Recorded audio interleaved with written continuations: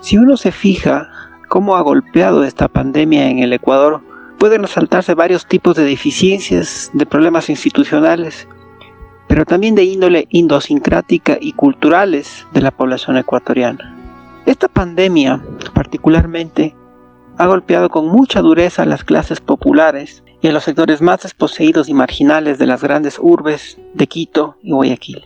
La pregunta es ¿por qué? Pues en buena medida, la dinámica de alta movilidad, de uso del espacio público, de vulnerabilidad, de necesidad de la sobrevivencia diaria, del tener dinámicas familiares, barriales, comunitarias muy fuertes, en las cuales el uso del espacio público es una constante, es una explicación que ayudaría a entender el por qué esta pandemia se ha difundido ampliamente en parroquias como la Febres Cordero en Guayaquil, o en barrios como Calderón en Quito, o las zonas aledañas al mercado mayorista o el mercado de San Roque, por citar unos ejemplos. Pero también hay una dimensión que más allá de la necesidad económica y más allá de la dinámica antropológica del uso del espacio público, tiene que ver con una causa que no a todos les gusta reconocer, pero es cierta, y es la cultura del irrespeto. Es la cultura de la viveza criolla, es la cultura del mal uso del espacio público. Sino, ¿cómo se explica que el gobierno haya decretado desde un inicio el toque de queda y a pesar de ese toque de queda y esas medidas implementadas, se han tomado este tipo de actitudes, este tipo de comportamientos que han fundamentado que la epidemia se propague ampliamente?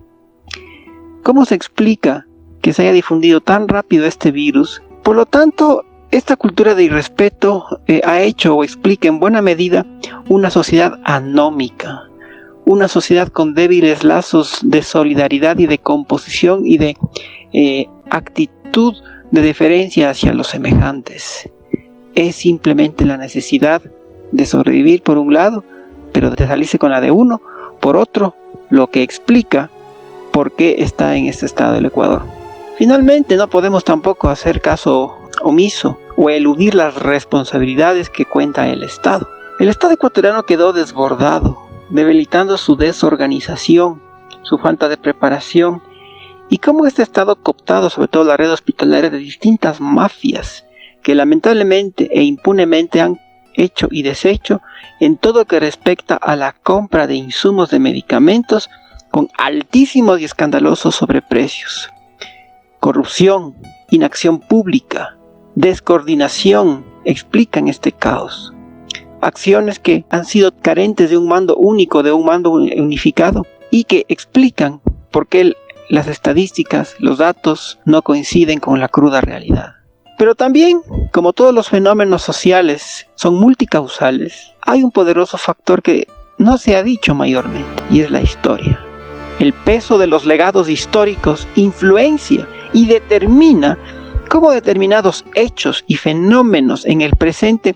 están condicionados por un arrastre, por un legado, por una herencia, por un pasado que determina o influencia este presente. En ese sentido,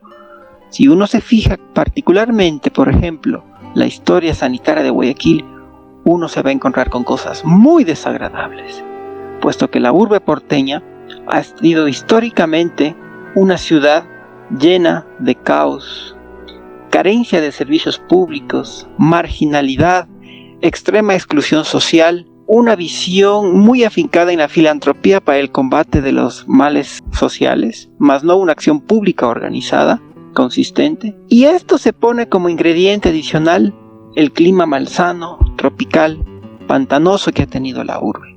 A lo largo de la historia han sido numerosas las epidemias que ha azotado y que ha hecho sufrir al pueblo guayaquileño. Epidemias como la fiebre amarilla en los años 20,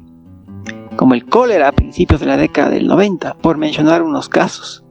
Casos que nos reflejan justamente un contexto social que ha coayudado a que la deplorable condición de hábitat y de higiene se convierta en una detonante que ha hecho o que explique el por qué se encuentre así esta ciudad del Ecuador particularmente. La marginalidad de las economías latinoamericanas y andinas en particular es un poderoso detonante que explica desde la perspectiva social el por qué la pandemia se ha enseñado con demasiada fuerza, sumado, para sintetizar, a un Estado débil, a un Estado descoordinado, con débiles capacidades de operación y cooptado, por si fuera poco, por mafias indolentes vinculadas a la compra de insumos y medicamentos